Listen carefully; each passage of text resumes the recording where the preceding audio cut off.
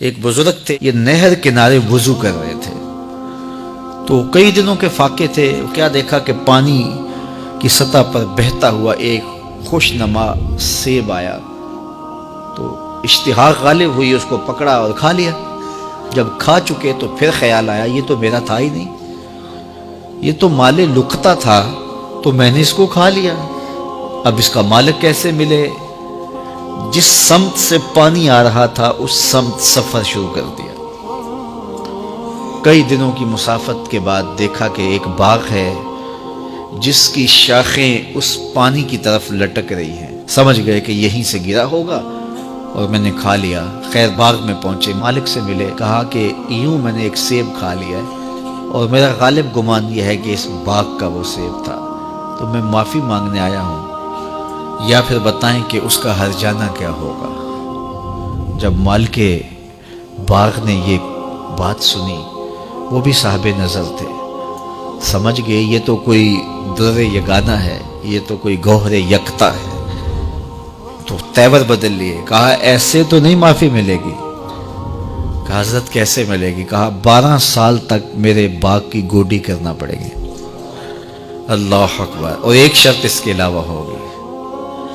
کہا ٹھیک ہے، میری غلطی تو معاف ہو جائے گی نا۔ 12 سال تک باغ کی گوڈی کرتے رہے۔ ایک دن فرمانے لگے وہ صاحب باغ جو تھے کہ سیب توڑ کے لاؤ، مہمان آئے ہیں۔ تو وہ سیب توڑ کے لائے تو وہ کچے ہی تھے۔ تو کہا تم 12 سال ہو گئے ہو سیبوں کے باغ میں رہتے ہوئے، تمہیں پتہ نہیں کہ کچے سیب اور پکے سیب کیسے ہوتے ہیں؟ کہا حضرت مجھ سے قسم لے لیجئے 12 سال میں ایک دفعہ بھی نظر اٹھا کے سیبوں کی جانب نہیں دیکھا۔ ایک سیب کھایا تھا، میں تو اس کی سزا بھگت رہا ہوں، میں تو گوڈی کرتا ہوں، اوپر کبھی نظر بھی میں نے نہیں اٹھائی۔ سینے سے لگا لیا، کہا ایک شرط تمہاری پوری ہو گئی، اب دوسری شرط ہے کہ میری ایک بیٹی ہے جو آنکھوں سے نابینا ہے، کانوں سے بہری ہے، بول سکتی نہیں، اور وہ اپاہج بھی ہے، چل بھی نہیں سکتی، اس سے تمہارا نکاح کرنا چاہوں، اگر تمہیں قبول ہے تو معافی ہو جائے گی۔ کہا ٹھیک ہے جی قبول ہے، میرا گناہ معاف ہو جائے، میں زندگی کاٹ لوں گا، کوئی بات نہیں ہے۔ خیر نکاح ہو گیا۔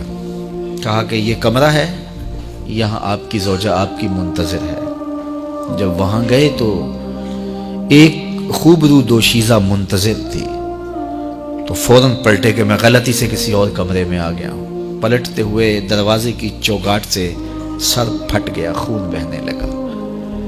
جب باہر آئے تو صحن میں پہنچے تو وہ بزرگ وہاں تھے۔ کہا کیا ہوا؟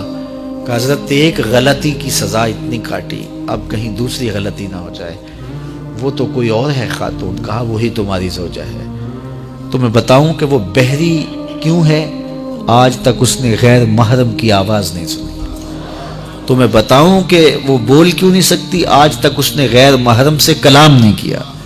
اندھی اس طرح ہے، آج تک اس نے غیر محرم کو نہیں دیکھا، اور اپاہج اس طرح ہے، چل کے کبھی گھر کی دہلیز سے گئی نہیں ہے۔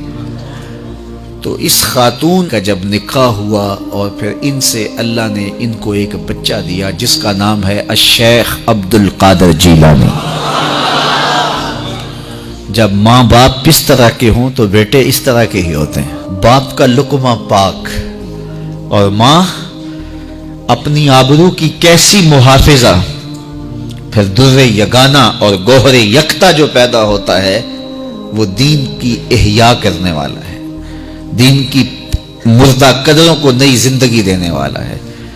حضرت ملا علی قاری لکھتے ہیں کہ حضور غوث اعظم جب مجلس واعظ کرنے بیٹھتے تو 70 ہزار کا اجتماع آپ کے مجمع میں ہوتا، اور عمومی طور پہ اللہ کی رحمتوں کے حوالے سے بات کرتے، اور جس دن آپ اللہ کے قہر، غضب اور جلال کی بات کرتے کئی جنازے اٹھتے۔ یہ آپ کی گفتگو کے اندر عصر کا رنگ اور شیرینی تھی۔ اللہ اکبر۔ تو باپ دیکھیے کہ رزق کے معاملے میں کتنا محتاط ہے، اور ماں دیکھیے اپنی عصمت کی کتنی حفاظت کرنے والی ہے۔ مائیں بچوں کی تربیت کرتی ہیں، ماؤں کے ذریعے سے پاکیزہ صفت بچے جنم لیتے ہیں، تو لہٰذا ماؤں کو اچھی تربیت کا حامل ہونا چاہیے تاکہ وہ آگے اچھی تربیت خود کر سکے۔